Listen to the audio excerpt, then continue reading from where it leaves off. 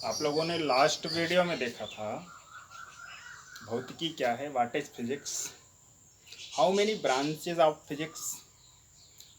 2 branches आपको मिली थी, याद होगा आपको, microscopic physics and microscopic physics, microscopic physics and microscopic physics.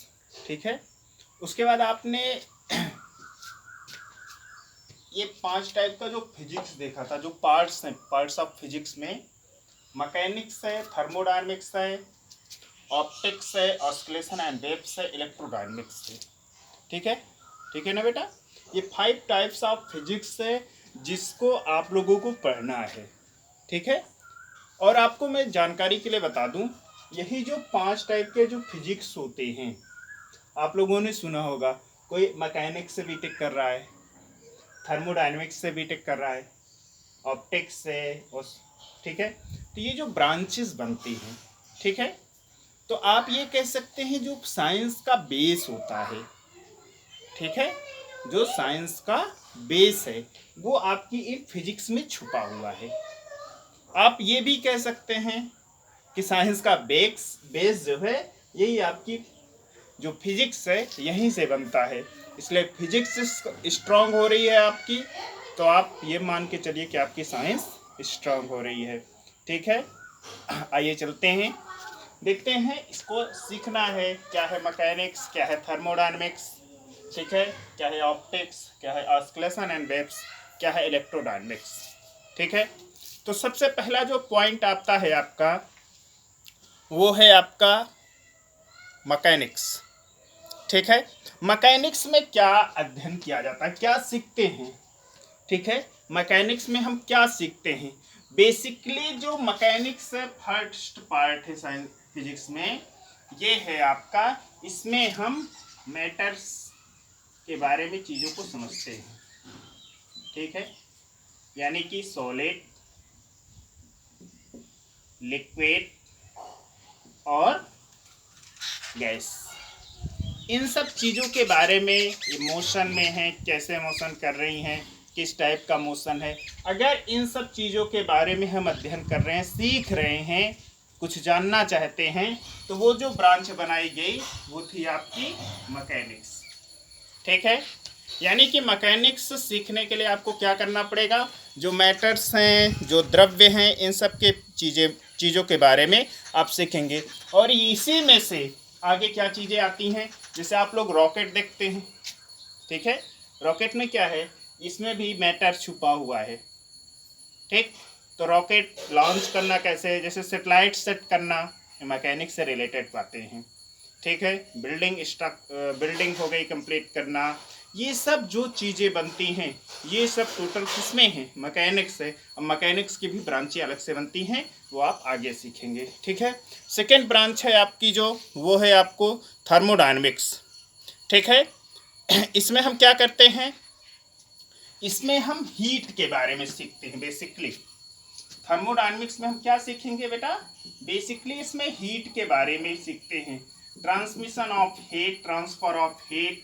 ठीक है, ये चीज़ें, बैलेंस ऑफ हीट, इन सब चीज़ों के बारे में अगर सीख रहे हैं तो वो आपको किस ब्रांच में सीखना पड़ेगा, थर्मोडायनेमिक्स के बारे में। ठीक है, उसके बाद नेक्स्ट पॉइंट है जो है ऑप्टिक्स। ऑप्टिक्स में क्या सीखते हैं, ऑप्टिक्स में आप जो है लाइट के बारे में सीखते हैं, रिफ्लेक्शन ऑफ लाइट सीखते हैं, यानी कि लाइट से रिलेटेड कोई भी पॉइंट बन रहा है तो वो सारी चीज़ें कहाँ पे इकट्ठी होती हैं बेटा, वो सब ऑप्टिक्स में इकट्ठी हो जाती हैं, वहाँ से आप इन सब चीज़ों के बारे में सीख सकते हैं। और जो नेक्स्ट पॉइंट है ऑस्किलेशन एंड वेव्स, ठीक है ना, इसमें हम क्या बोलते हैं, वाइब्रेशन वगैरह, जैसे वाइब्रेट होते हैं, ठीक है, जैसे नेटवर्क है आपका मोबाइल का, ये क्या है, वाइब्रेशन से होता है। ठीक है, टेलीविज़न का नेटवर्किंग हो गया, ये सब तमाम चीज़ें जो हम सीखते हैं वो ऑस्किलेशन और वेव्स पे सीखते हैं। और नेक्स्ट है आपका इलेक्ट्रोडायनेमिक्स। इलेक्ट्रोडायनेमिक्स में क्या सीखते हैं, इलेक्ट्रोडायनेमिक्स में बेसिकली हम क्या सीखते हैं, आप इलेक्ट्रिक के बारे में बेसिकली सीखते हैं, जैसे मैग्नेट फोर्स हो गया, इलेक्ट्रिक फोर्स हो गया। ठीक है, इलेक्ट्रिक कैसे काम करती है, क्या क्या कंडीशन है, क्या क्या पॉसिबिलिटी है, इन सब चीज़ों को हम इलेक्ट्रोडायनेमिक्स में सीखते हैं। ठीक है। इन सब चीज़ों के अध्ययन के बाद आप लिखेंगे next point, physics, technology and society. ठीक है, फिजिक्स, टेक्नोलॉजी एंड सोसाइटी। देखो बेटा, फिजिक्स और टेक्नोलॉजी ये तो अलग चीज़ें हैं। साइंस एंड टेक्नोलॉजी पहले होता था, नेक्स्ट लास्ट कक्षाओं में आपने सीखा होगा, उसमें साइंस और टेक्नोलॉजी के बारे में बताया जाता था। लेकिन यहाँ पे आप क्या सीख रहे हैं, फिजिक्स एंड टेक्नोलॉजी। अब फिजिक्स और टेक्नोलॉजी में क्या रिलेशन है, कैसे इसको पॉसिबल बनाया जाता है, इसको देखना है बहुत हल्के शब्दों में। क्यों? क्योंकि ये आपको फिजिक्स का यहाँ पे इंट्रोडक्शन केवल हो रहा है इस चैप्टर में। आगे हम एक एक पॉइंट उठाएंगे, एक एक टॉपिक जो भी डेरिवेशन होगा उसको करते चलेंगे। फिलहाल अब देखेंगे, क्या देखेंगे, physics and technology in our society. देखो बेटा, फिजिक्स और टेक्नोलॉजी एक दूसरे पे क्या है, डिपेंडेंट है। ठीक है, जैसे अध्यापक और छात्र एक दूसरे पे क्या होते हैं, डिपेंड होते हैं। अध्यापक अच्छा कब, जब छात्र अच्छा। ठीक है, आप अच्छे बनेंगे तो आपका अध्यापक अच्छा होगा। ठीक है, इसीलिए कहा जाता है अध्यापक और छात्र एक दूसरे पे डिपेंड हैं। ठीक है, तो इसी तरीके से आपकी जो फिजिक्स और टेक्नोलॉजी है, ठीक है, आप फिजिक्स अच्छा सीख पा रहे हैं तो टेक्नोलॉजी का आपको बेहतर ज्ञान होगा। टेक्नोलॉजी के बारे में जानने के लिए फिजिक्स को जानना कंपलसरी है।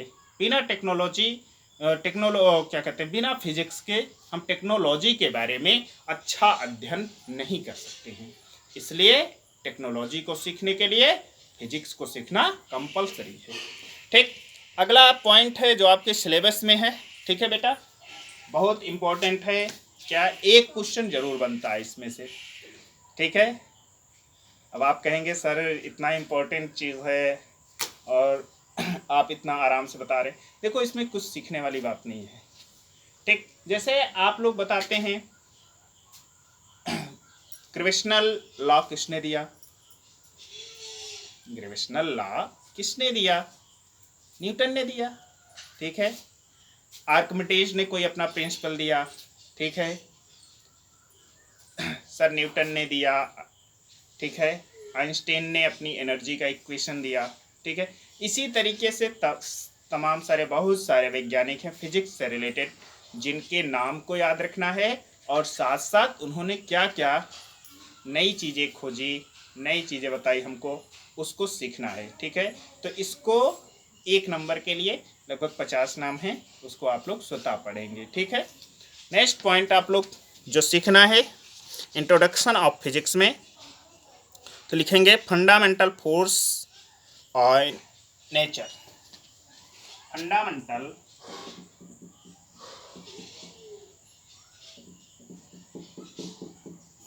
Force in nature.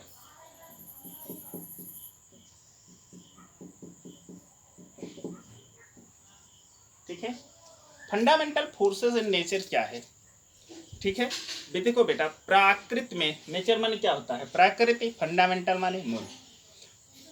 जो प्राकृत में ऐसे कुछ फोर्सेस होते हैं जो दिखाई नहीं पड़ते, हमको मालूम नहीं चलते हैं, लेकिन वो होते हैं।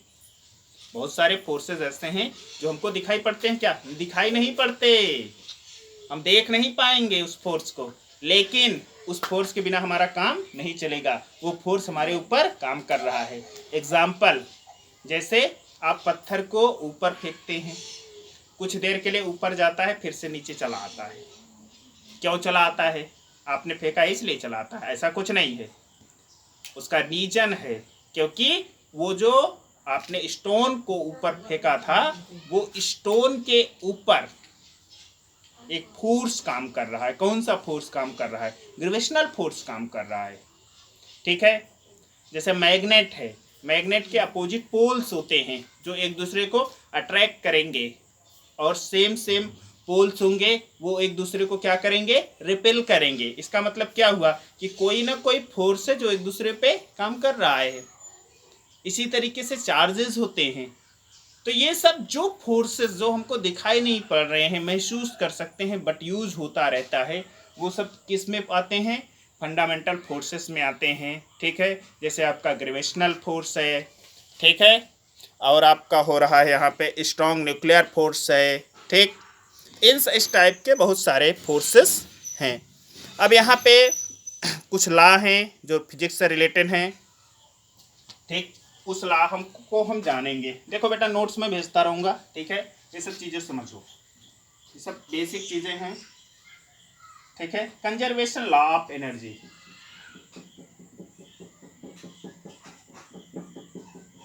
कंजर्वेशन लॉ ऑफ एनर्जी, इसको तो आप लोगों ने पढ़ा होगा। Conservation law of energy, what is conservation law of energy?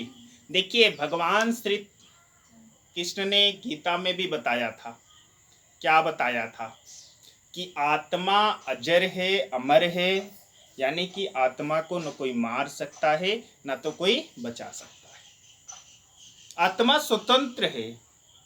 आत्मा एक शरीर को छोड़ती है, दूसरे शरीर को धारण कर लेती है, ठीक है। यानी कि आत्मा के ऊपर हम कोई एक्शन ले सकते हैं क्या? कोई एक्शन नहीं ले सकते आप। उसी तरीके से आपकी एनर्जी है। जैसे आत्मा एक शरीर को छोड़ के दूसरे शरीर में चली जाती है, चेंज कर लेती है, ठीक है, बॉडी को चेंज कर लेती है। उसी तरीके से एनर्जी क्या है? एक मीडियम से सेकंड मीडियम में चली जाती है, ठीक है। समझ में आ रहा है? एनर्जी को कोई लॉस कर सकता है, फिनिश कर सकता है? नहीं कर सकता। एनर्जी को कोई लॉस नहीं कर सकता है, ठीक है। एनर्जी क्या है? आत्मा है, ठीक है। हमारी जो आत्मा है वही हमारी एनर्जी है। इसीलिए साइंस क्या कहता है कि आत्मा कुछ नहीं होती, बॉडी में क्या होती है? एनर्जी होती है, ठीक है। Okay, next, now your chapter 8 finish. ये छोटी छोटी जो चीज़ें हैं, ठीक है। एक सुझाव है आप लोगों के लिए कि क्लास 9 की फिजिक्स को एक बार थोड़ा सा रिवाइज कर लेना। बुक होगी आपके पास संभवतः, ठीक है। एक बार रिवाइज करते लेना। साथ साथ मैं आपको टाइम टू टाइम वीडियो देता रहूँगा, ठीक है। कोई प्रॉब्लम हो तो हमसे कांटेक्ट करते चलना। मैंने आपको नंबर दिया है पार्ट 1 में, ठीक है। चैनल को सब्सक्राइब करो जिससे जल्दी से आपको वीडियो मिल जाए। ओके।